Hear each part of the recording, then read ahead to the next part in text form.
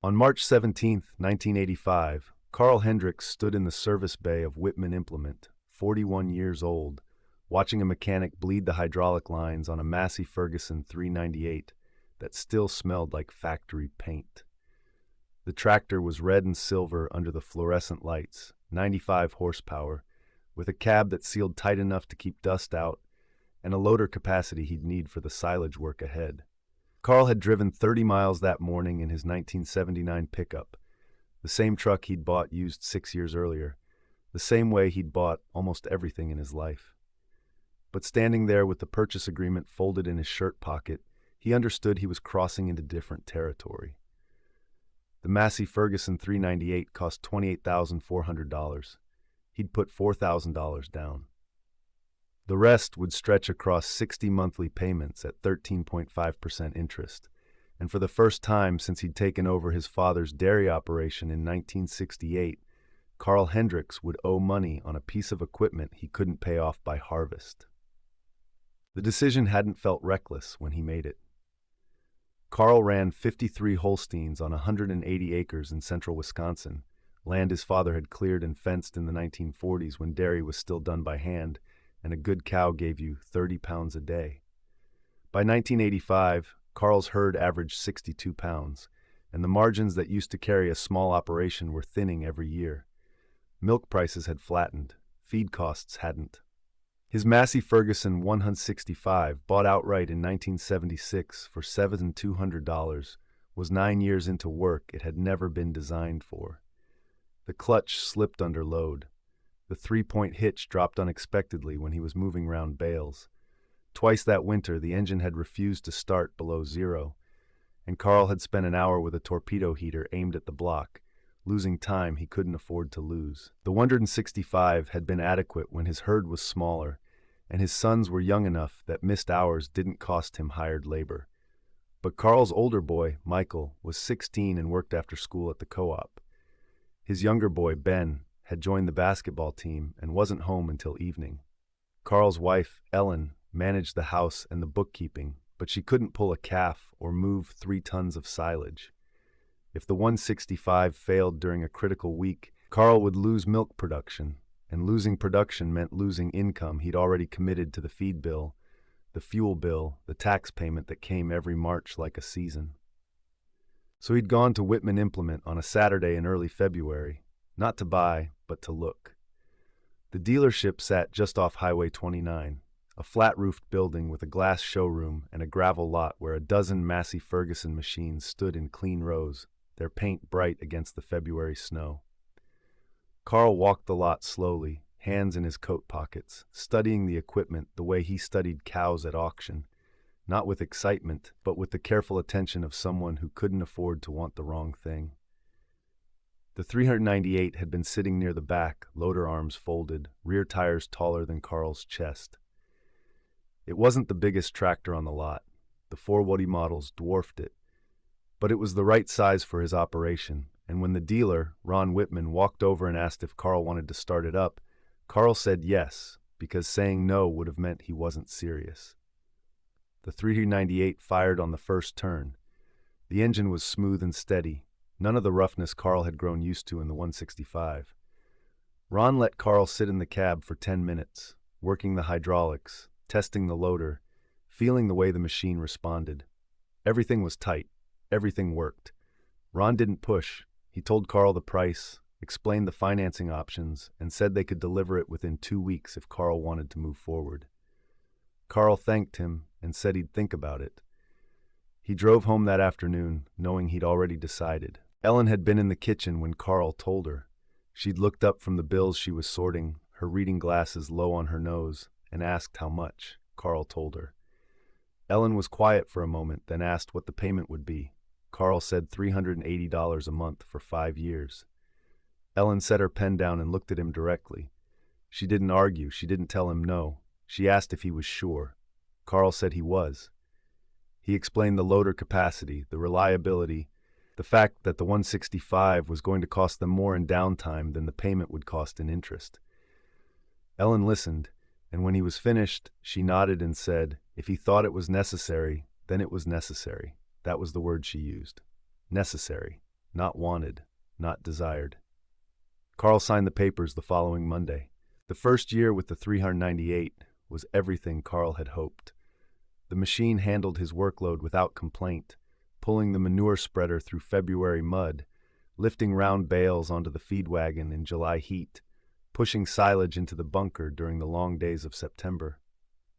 Carl changed the oil every 150 hours and greased the loader pins after every use, the same way he'd maintained every piece of equipment he'd ever owned. The 398 became part of the rhythm of his days, reliable in a way the 165 had stopped being, and Carl began to believe the decision had been the right one. Milk prices stayed steady through the spring. His herd stayed healthy. By December, Carl had made 12 payments without strain, and when Ron Whitman stopped by the farm one afternoon to check how the tractor was performing, Carl told him he had no complaints. But in January of 1986, Ellen found a lump in her left breast during a shower. She didn't tell Carl immediately. She waited 3 days until she'd made an appointment with Dr. Brennan in town, and then she told him quietly one evening after the boys had gone upstairs. Carl drove her to the appointment. Dr. Brennan examined her and scheduled a biopsy for the following week. The biopsy came back malignant. Ellen had surgery in early February, a modified radical mastectomy that kept her in the hospital for 6 days and left her unable to lift anything heavier than a gallon of milk for 8 weeks. Carl hired a neighbor's daughter to help with the house. He took over the bookkeeping. Ellen recovered slowly, sitting at the kitchen table in the mornings with her arm in a sling, sorting receipts with her right hand, while Carl made breakfast before heading to the barn. The medical bills arrived in March. The surgery had cost $8,700. The hospital stay was another $3,200. Their insurance covered 60%, which left Carl responsible for $4,760 that he hadn't planned for and didn't have. He paid what he could immediately, $1,500 from their savings account, and arranged a payment plan for the rest. The hospital agreed to $200 a month. That brought Carl's total monthly obligations to $580 before he counted feed, fuel, or utilities. Ellen went back to managing the books in April, and the first thing she did was sit Carl down and show him the numbers. They had $2,300 left in savings. If nothing else went wrong, they'd be fine. If something did, they'd have decisions to make. In May, milk prices dropped. Not catastrophically. Not enough to make the evening news. But the co-op's monthly check was $320 lighter than it had been in April, and when Carl called to ask why, they explained that regional supply had increased and the price per hundredweight had adjusted accordingly. Carl asked if it was temporary. They said they didn't know. The June check was $280 less than May. Carl ran the numbers with Ellen. They could cover the bills if they cut discretionary spending. No equipment repairs unless something broke. No hired help. Carl would handle the workload himself. Ellen suggested they reduce the herd, sell off the lowest producers to lower feed costs. Carl resisted. A smaller herd meant less milk, and less milk meant even tighter margins. He believed the prices would recover. Ellen didn't argue, but she made Carl promise that if they didn't recover by August, they'd make changes. Prices didn't recover.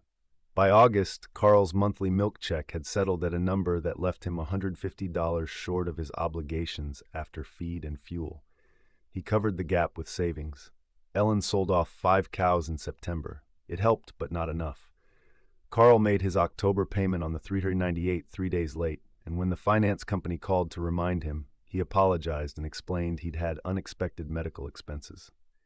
They noted it in his file and said they understood, but they asked him to stay current going forward. Carl said he would. In November, the clutch went out on his silage chopper. It was a 1978 model, older than the 165 had been, and Carl had known for 2 years it was living on borrowed time. The repair estimate was $1,400. Carl didn't have $1,400. He asked the mechanic if there was a cheaper option. The mechanic said he could patch it for $600, but it wouldn't last more than a season. Carl told him to patch it. He made his November payment on the 398 8 days late. The finance company called again. This time, the tone was different. They reminded Carl that chronic late payments could trigger a default clause, and default meant repossession. Carl promised it wouldn't happen again. He borrowed $800 from his brother-in-law, a man who'd done well in construction and didn't ask questions. Carl used $380 to make the December payment on time. Winter came hard. January of 1987 brought temperatures that stayed below zero for 11 straight days, and Carl's fuel costs doubled. One of his best cows developed mastitis and had to be culled. Feed prices climbed because the previous summer's drought in the southern plains had tightened corn supply nationwide. Carl's milk check stayed flat. He made his January payment 6 days late. In February, he missed it entirely. The finance company sent a letter. Carl called them and explained the situation. He asked for a forbearance, a temporary reduction, anything that would give him breathing room. They said forbearance wasn't an option for accounts already in arrears. They offered to restructure the loan, extending the term to 7 years, which would lower the monthly payment to $310. Carl asked what the total cost would be. They said $26,040 in interest alone. Carl said no. He told them he'd catch up. They said he had 30 days. Carl sold 8 more cows in March. He sold a 1972 hay baler he'd kept as a backup. He sold a flatbed trailer that had belonged to his father. Together, it brought in $6,700. He used $4,180 to pay off Ellen's remaining medical balance and made 2 months of payments on the $398. That bought him until May. Ellen went back to work part-time at the county clerk's office, 4 hours a day, 3 days a week. Her arm still ached when the weather changed, but they needed the income. Carl didn't ask her to. She simply started. In late April, Carl was moving round bales when the hydraulic line on the 398's loader ruptured. It wasn't catastrophic, but it needed repair, and the part cost $340 with labor. Carl couldn't afford it. He patched the line himself with a splice kit and high-pressure tape, and the loader worked well enough to finish the job, but Carl knew the fix wouldn't hold long-term. He made his May payment 1 day before the 30-day cure period expired. The finance company noted his account was current but flagged it as high risk. June brought rain that delayed his first cutting by 10 days. When Carl finally got into the field, half his alfalfa had gone to seed, which lowered the feed value and meant he'd need to buy supplemental protein to keep his herd's production up. The cost was $1,100 he hadn't budgeted. Carl made his June payment 14 days late.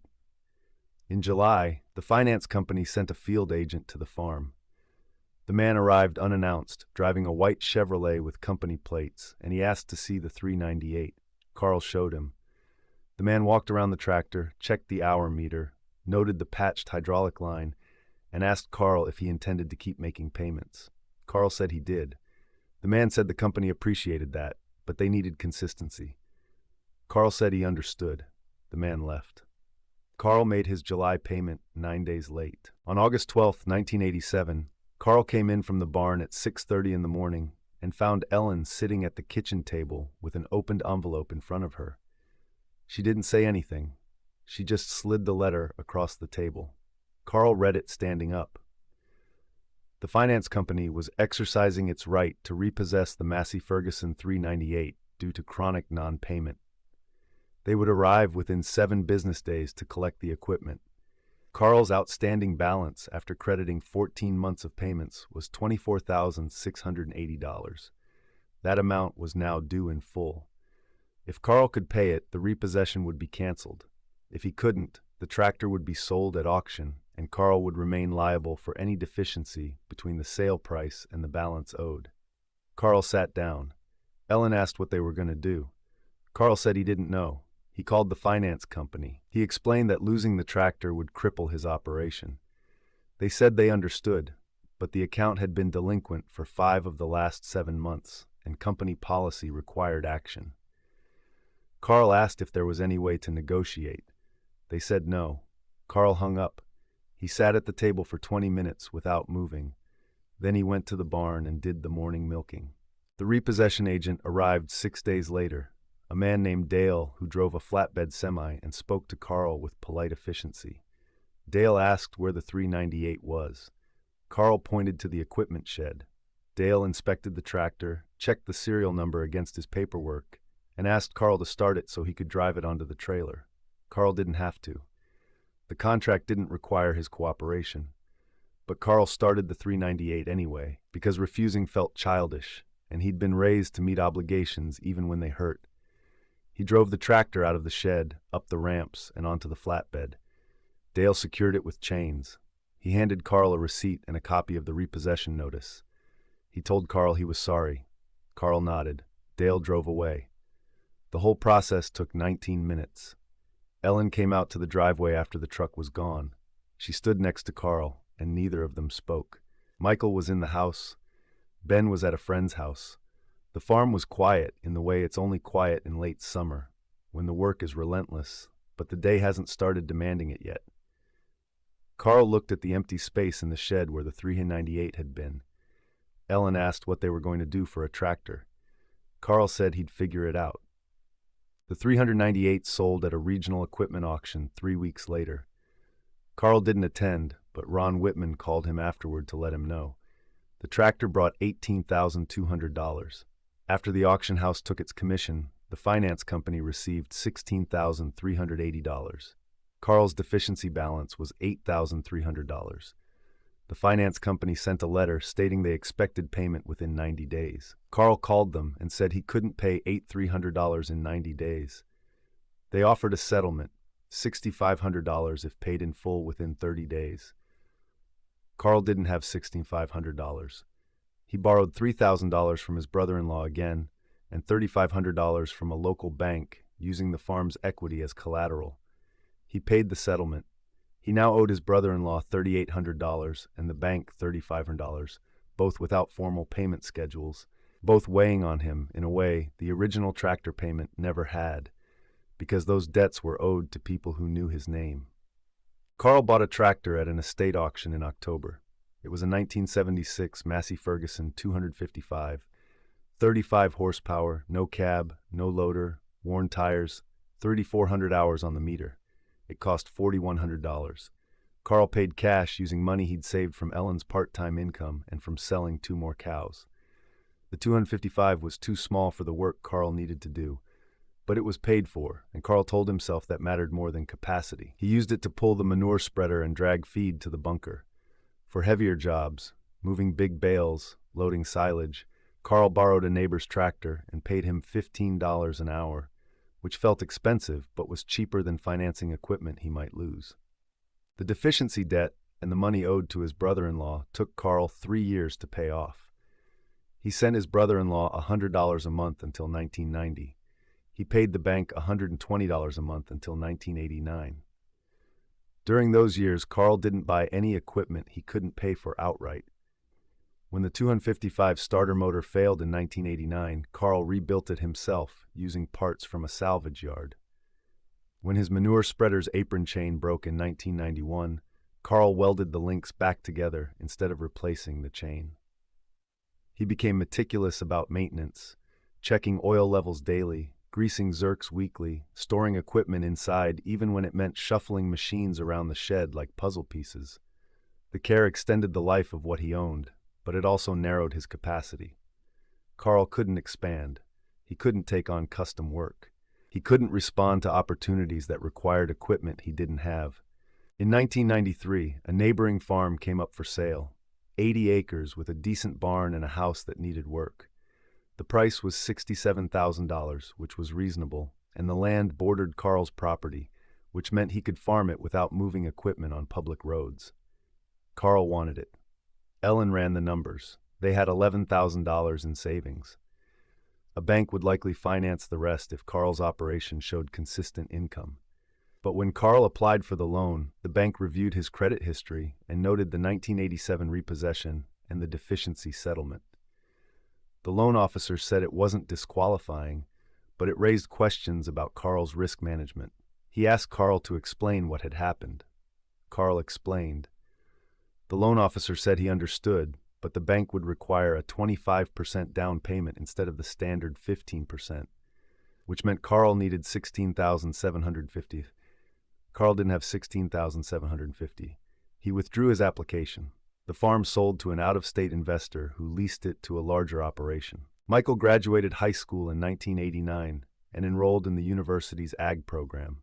He came home summers to help, but he'd made it clear he wasn't coming back to the dairy. Carl didn't blame him. Ben graduated in 1993 and took a job with an insurance company downstate. He visited twice a year. Carl milked alone most mornings by 1995, Ellen helping when her work schedule allowed. The herd had shrunk to 38 cows. Margins were tighter than they'd ever been. Milk prices had improved slightly, but costs had climbed faster. Carl was 61 years old and his back hurt most days, and the farm that had supported his father for 40 years was barely supporting him. In 1998, Carl's 255 threw a rod through the engine block. The tractor had logged over 7,000 hours under Carl's ownership, far beyond what a machine that size should have carried. But Carl had needed it to do more than it was built for, and metal only tolerates so much. The repair estimate was $2,800. The 255 wasn't worth $2,800. Carl scrapped it and bought another used tractor, a 1981 Massey Ferguson 230, smaller still, with a rusted exhaust and a steering column that pulled left. It cost $3,200. Carl used it for 6 years. People in the township remembered the 398. Not everyone, but enough. Farmers talk, and repossession is the kind of story that gets mentioned at the feed mill or the co-op when someone asks how so-and-so is doing. Carl never brought it up, but it followed him in quiet ways. When Ron Whitman retired in 2001 and his son took over the dealership, the son visited farms in the area to introduce himself. He stopped at Carl's place. Carl showed him around, and the son mentioned, casually, that his father still felt bad about what had happened. Carl said it wasn't Ron's fault. The son agreed, but said his father had thought about it for years. Carl thanked him for stopping by. After the son left, Ellen asked Carl how it made him feel, knowing people remembered. Carl said it didn't matter. But that night he sat at the kitchen table longer than usual, and Ellen didn't ask him to come to bed. In 2004, Carl sold the dairy herd. Milk prices had collapsed again, and Carl's body couldn't keep up with the work. He was 70 years old. He sold the cows, the milking equipment, and the bulk tank. He leased his land to a younger farmer who ran beef cattle and paid Carl $4,500 a year. Carl kept the house. He kept the 230. Ellen retired from the clerk's office. They lived on Social Security, Ellen's small pension, and the lease income. It was enough, but just barely. Carl saw another Massey Ferguson 398 in 2007. He was at a farm show in Madison, walking through the used equipment area, when he came across one sitting on a dealer's lot. It was a later model, maybe a 1989, with more hours than his had carried when they'd taken it, but it was the same machine, red and silver, loader arms folded, the kind of tractor that makes work manageable instead of exhausting. Carl stood next to it for a while. A salesman approached and asked if he was interested. Carl said no, he was just looking. The salesman asked if Carl had ever owned one. Carl said he had, a long time ago. The salesman said they were good tractors, reliable, well-built. Carl agreed. He walked away before the conversation could go further. Ellen died in 2011 after a stroke. Carl buried her in the township cemetery, next to his parents. Michael came back for the funeral. Ben came back. They stayed 3 days. Michael asked his father if he wanted to move closer to him, maybe sell the farm and get an apartment. Carl said no. The farm was paid off. The land was leased. He had what he needed. Michael didn't push. Carl lived alone for the next 6 years, keeping the yard mowed and the driveway plowed, using the 230 to pull a small trailer when he needed to haul firewood or move something too heavy to carry. The tractor was 42 years old by then, older than some of the people farming in the township, and it still started most mornings if Carl was patient with the choke. In 2017, Carl had a heart attack while splitting wood behind the shed. A neighbor found him 2 hours later and called an ambulance. Carl survived, but the doctor said his heart was weak and living alone wasn't safe. Michael drove up and spent a week sorting through options. Carl agreed to move into an assisted living facility in town. Michael hired an auction company to sell the farm's contents. The 230 sold for $1,850. The buyer was a hobby farmer from Minnesota who said he liked older Massey Fergusons because they were simple and honest. Carl wasn't there when it sold. He'd already moved to the facility. Michael handled everything. Carl lived in the assisted living facility for 4 years. He had a small room with a window that looked out on a parking lot. Michael visited once a month. Ben visited twice a year. Carl didn't complain. He read the farm reports in the newspaper and watched the commodity prices even though he had no crops to sell. In the spring of 2021, a nurse asked Carl if he'd been a farmer. Carl said yes. She said her grandfather had been a farmer too, in Iowa, and he'd always talked about how hard it was. Carl agreed. She asked if he missed it. Carl thought about it. He said sometimes. Carl Hendricks died on November 9th, 2021, at the age of 77. Michael and Ben arranged a small funeral. 17 people attended. The pastor, who hadn't known Carl well, spoke about stewardship and legacy and the dignity of work. He didn't mention the 398. He didn't mention the repossession. He didn't mention the 34 years Carl had spent running equipment that was too small and too old because he'd made one decision in 1985 that had cost him the ability to make another. After the service, Michael and Ben sold the farm. It brought $340,000. After taxes and fees, each of them received $157,000. Neither of them became farmers. Ron Whitman attended the funeral. He was 83 years old and walked with a cane. After the service, he stood in the parking lot and told Michael that he'd always respected Carl's integrity. Michael thanked him. Ron said that selling the 398 to Carl had been one of the transactions he'd thought about most over the years, not because Carl had defaulted, but because Ron had known, even in 1985, that the margins were thin and the risk was real, and he'd sold it anyway because that was the business. Michael said he understood. Ron nodded and left. The Massey Ferguson 398 that Carl had owned from March to August of 1987 changed hands 4 more times after the auction. It worked on farms in Illinois, Iowa, and southern Minnesota. In 2019, a farmer in Minnesota sold it to a collector who restored older Massey Ferguson equipment. The collector replaced the hydraulic lines, rebuilt the loader, repainted the sheet metal, and displayed it at a farm show in 2020. The tractor looked new. No one viewing it would have known that 33 years earlier it had been driven onto a flatbed by a man who'd believed financing it was necessary, and who'd spent the rest of his life proving to himself that nothing ever was.